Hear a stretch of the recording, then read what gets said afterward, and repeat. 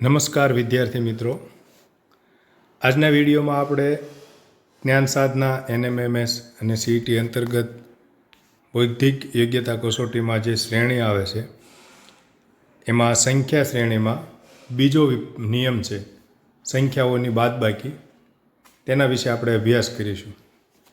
આગળના વિડીયોમાં આપણે નિયમ 1 સંખ્યાઓમાં ઉમેરો અથવા સરવાળો હોય એવી શ્રેણીઓ વિશે જોઈ ગયા છીએ. હવે આપણે નિયમ 2 કે ભાઈ શ્રેણીઓ આપી હોય એમાં ઓછા થતાં કોઈ શ્રેણી તૈયાર થતી હોય તો એને આપણે કઈ રીતે ઓળખીએ અને કેવી કેવી શ્રેણી આવે છે એના વિશે જોઈએ. તો સૌથી પહેલાં સમાન સંખ્યાની બાદબાકી થતી હોય એટલે કોઈ શ્રેણી આપી હોય, અહીંયા આપણે ઉદાહરણ જોઈ શકીએ છીએ સ્ક્રીન ઉપર 36, 30, 24, 18, 6. તો તમે અહીંયા જુઓ છો કે દરેક સંખ્યામાં 6, 6, 6 એમ ઓછા થતા ગયા છે. તો આ સમાન સંખ્યાની બાદબાકી આપણે જોઈ શકીએ છીએ. પરીક્ષામાં શ્રેણી છે એ 6, 4, 5 ગમે એ રીતે સમાન સંખ્યામાં આવી શકે છે. ચડતા ક્રમમાં ક્રમિક સંખ્યાની બાદબાકી જોઈએ આપણે. તો અહીંયા એક ઉદાહરણ આપેલું છે, તો તમે જુઓ તો 60 પછી 59 આપેલા છે. એટલે કે પ્રથમ અને દ્વિતીય સંખ્યા વચ્ચે 1નો તફાવત છે. પછી 59 અને 57, 57 એટલે 58 અને 59 એટલે 2નો તફાવત છે. 57માંથી 3 બાદ કરતાં 54 મળે. 54માંથી 4 બાદ કરતાં 50 મળ્યા છે. એટલે અહીંયા 1, 2, 3, 4 એમ તફાવત આવે છે. તો હવે તમે તરત કહેશો કે 1, 2, 3, 4 હોય તો અહીંયા 5નો તફાવત હોવો જોઈએ. તો 50માંથી 5 જાય તો પ્રશ્નાર્થ ચિહ્ન છે ત્યાં કેટલા આવશે? તો આપણે જવાબ કહી શકશું 45. તો આ રીતે ચડતા ક્રમમાં સંખ્યાઓ છે એની બાદબાકીની શ્રેણી આવી શકે. ક્રમિક એકી સંખ્યાની બાદબાકી હોય, અહીંયા તમે જુઓ કે ભાઈ 41 આપેલા છે, એમાંથી 40 છે એ બીજી સંખ્યા છે, તો અહીંયા 1 બાદ થયેલો છે, અહીંયા 3 બાદ થયેલા છે. 40માંથી 37 વચ્ચે 3નો ડિફરન્સ છે. 37 અને 32, તો એ 37માંથી 5 બાદ કરીએ તો 32 આવે છે. 32 અને 25, તો અહીંયા 7નો તફાવત આવે છે. તો અહીંયા તમે જુઓ ક્રમિક એકી સંખ્યા છે, 1, 2 નહીં અને 3, 4 નહીં અને 5, 6 નહીં અને 7, એટલે કે એકી સંખ્યાઓ ક્રમશઃ બાદ થઈ છે. તો અહીંયા 25માંથી કેટલા બાદ કરીએ તો આપણને જવાબ મળશે? તો 7 પછીની એકી સંખ્યા આવશે 9. તો 25માંથી 9 જાય તો આપણને જવાબ મળશે 16. તો અહીંયા આપણો જવાબ બનશે 16. હવે આપણે જોઈએ આગળ ક્રમિક બેકી સંખ્યાઓ. તો જેવી રીતે એકી સંખ્યાઓ છે એવી જ રીતે બેકી સંખ્યાઓ બાદ થતી જતી હોય ક્રમશઃ. તો અહીંયા તમે જુઓ 50માંથી કેટલા બાદ થયા છે? તો 50 અને 48 વચ્ચે 2નો તફાવત છે.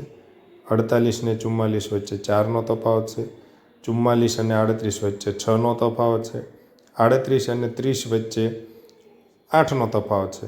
તો એ જુઓ પહેલાં 2 બાદ થયેલા છે, પછી 2 પછીની બેકી સંખ્યા 4 બાદ થયેલી છે, પછી 6 બાદ થયા છે, પછીની સંખ્યામાં 8.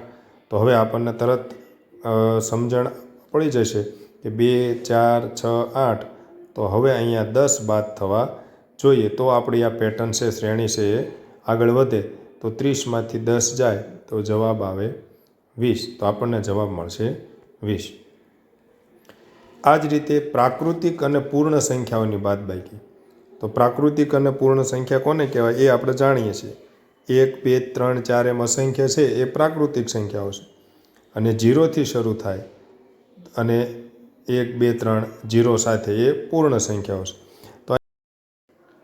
તો અહીંયા તમે જુઓ 48 અને 47 વચ્ચે તફાવત છે એ 1નો છે. 47 અને 45 વચ્ચે 2નો તફાવત છે. 42 અને 45 વચ્ચે 3નો તફાવત છે. 42માંથી 4 બાદ કરતાં 38 આવ્યા છે. તો ક્રમશઃ અહીંયા પ્રાકૃતિક સંખ્યા છે 1, 2, 3, 4. તો હવે 38માંથી 5 બાદ કરીએ તો અહીંયા જવાબ આવશે 33. તો આ રીતે આપણે એ પૂર્ણ કરી શકીએ. બીજું એક ઉદાહરણ જોઈએ. અહીંયા તમે જુઓ તો 48 તરત જ 48 છે, તો આ બંને વચ્ચે 0નો તફાવત છે.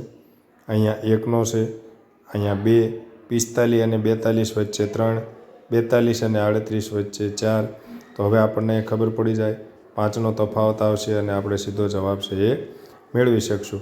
તો અહીંયા જો 1થી શરૂ થતું એટલે પ્રાકૃતિક સંખ્યાની બાદબાકીથી.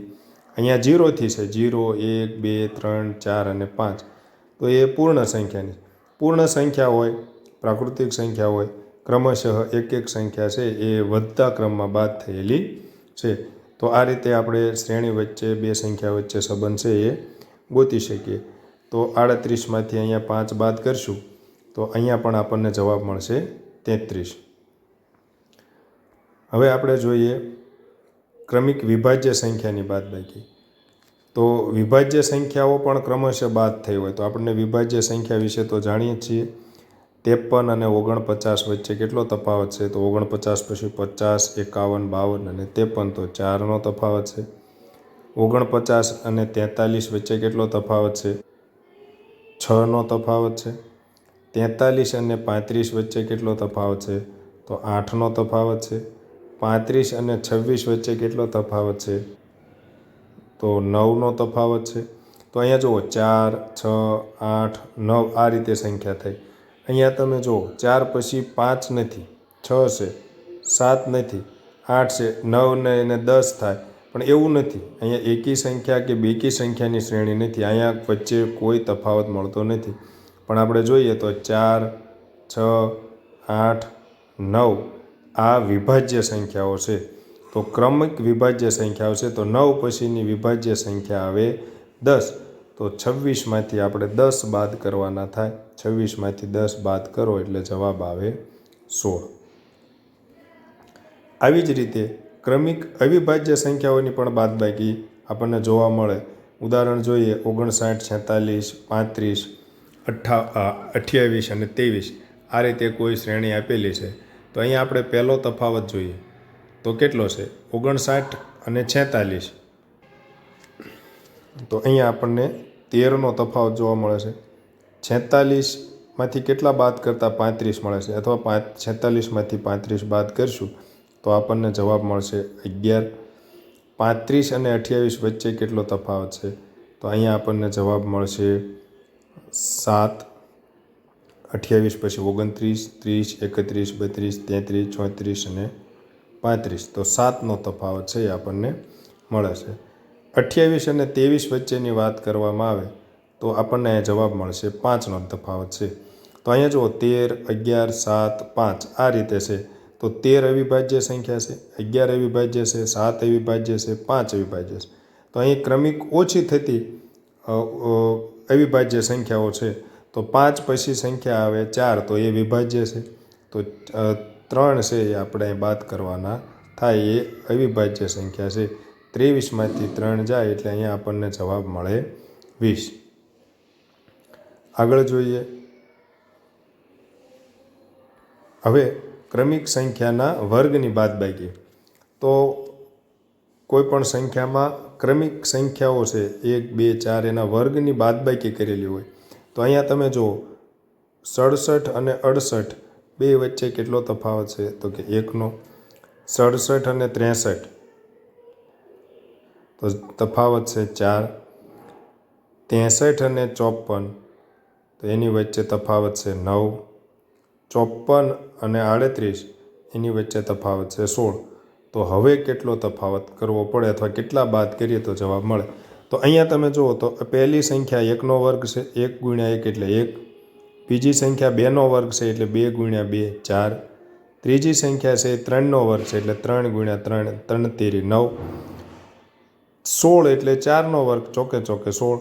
તો ક્રમિક વર્ગ છે 1નો વર્ગ, 2નો વર્ગ બાદ કર્યો, પછીની સંખ્યામાં 3નો વર્ગ, પછી 4નો વર્ગ. તો હવે અહીંયા આપણે 5નો વર્ગ બાદ કરવાનો થાય. તો 5નો વર્ગ થાય 25. તો તમે 38માંથી 25 બાદ કરો તો તમને જવાબ મળશે 13 જવાબ મળશે. તો આ રીતે ક્રમિક સંખ્યાના વર્ગની પણ બાદબાકી આવી શકે. આ જ રીતે ક્રમિક સંખ્યાના ઘનની બાદબાકી હોય. જેવી રીતે એક એક વર્ગ બાદ કર્યો છે એવી જ રીતે એક એક ઘન છે એ પણ અહીંયા બાદ હોય. તો અહીંયા તમે જુઓ 30 અને 29, તો અહીંયા 1નો તફાવત છે, 1નો વર્ગ, 1નો ઘન. પછી 29 અને 21 વચ્ચે 8નો તફાવત છે એટલે 2નો ઘન, એટલે કે 2 ગુણ્યા 2 ગુણ્યા 2, 2 2 4 2 8. અહીંયા 221 અને 194 વચ્ચે તફાવત છે 27, એટલે કે 3 તેરી 9 તેરી 27, એટલે કે 3નો ઘન બાદ કર્યો. તો પહેલાં 1નો ઘન બાદ કર્યો, પછી 2નો ઘન બાદ કર્યો, પછી 3ના ઘનની બાદબાકી થાય છે. તો હવે આપણે 194માંથી 4નો ઘન, એટલે કે 4 ગુણ્યા 4 ગુણ્યા 4, ચોકે ચોકે 16 અને 16 ચોક 64. તો 194માંથી 64 બાદ કરતાં આપણને જવાબ મળશે. તમે જાતે એ પ્રયત્ન કરજો. ચાલો આગળ હવે આપણે જોઈએ શ્રેણી પૂર્ણ કરો. અહીંયા થોડાક નિયમો આપણે જે જોયા એના આધારે થોડાક મહાવરા માટેના દાખલાઓ જોઈએ. તો અહીંયા જુઓ 60, 56, 52, 48 અને 44 છે. ઓપ્શન આપ્યા છે 38, 40, 42 અને 36. તો તમારે અહીંયા હવે નક્કી કરવાનું છે આ શ્રેણી ઉમેરવાની છે કે બાદબાકીની છે. તો આપણે જોઈએ તો 60 પછી 56 થાય છે, એટલે કે પહેલી સંખ્યા કરતાં પછીની સંખ્યામાં ઘટાડો થાય છે. આપણે જોવો એ બધી સંખ્યા ઘટતી જાય છે. એટલે અહીંયા તો ભાગાકાર અથવા બાદબાકી આ બેમાંથી એક ક્રિયાઓનો ઉપયોગ થયો હોય. પછી ભાગાકાર કરીને ઉમેર્યા હોય, બાદબાકી કરી હોય, બાદબાકી કરીને કયો ગુણાકાર, એવું તો શક્ય બને નહીં, કારણ કે અહીંયા સંખ્યા છે એક એક ઓછી થતી જાય છે. તો હવે આપણે એ તફાવત છે એ ગોતવાનો છે. તો જોઈએ 60 અને 56 વચ્ચે કેટલો તફાવત છે? તો આપણને ખબર છે 4. 56 અને 52 વચ્ચે 4. 52માંથી કેટલા બાદ કરવી? તો કે 4. અહીંયા તો કે 4. તો અહીંયા તો સરળ નિયમ છે. અહીંયા સમાન સંખ્યા એટલે કે સમાન 4 4 બાદ થયેલા છે. તો આપણે સીધો જ જવાબ આપીએ કે 44માંથી 4 જાય તો આપણો જવાબ છે એ થશે 40. બીજું ઉદાહરણ જોઈએ 100, 99, 97, 94, 90 પ્રશ્નાર્થ ચિહ્ન. તો અહીંયા તમે જુઓ અહીંયા બે વચ્ચે તફાવત આપણને કેટલો જોવા મળે છે? 100 અને 99 છે તો અહીં તફાવત મળ્યો 1, 99 અને 97 વચ્ચે 2, 97 અને 94 વચ્ચે 3 અને 90 વચ્ચે 4. તો તમે જુઓ પહેલાં 1 બાદ કર્યા, પછી 2 કર્યા, પછી 3 કર્યા, પછી 4 કર્યા. તો અહીંયા આપણને શ્રેણી તરત સમજાઈ જાય છે, ક્રમિક સંખ્યાની બાદબાકી છે. તો હવે 90માંથી 5 બાદ કરતાં આપણને જવાબ મળે. તો 90માંથી 5 બાદ કરો તો જવાબ આવશે 85. ત્રીજું ઉદાહરણ જોઈએ 58, 57, 54, 49 અને 42. તો અહીંયા તમે જુઓ પહેલાં તફાવત કેટલો છે? 1નો.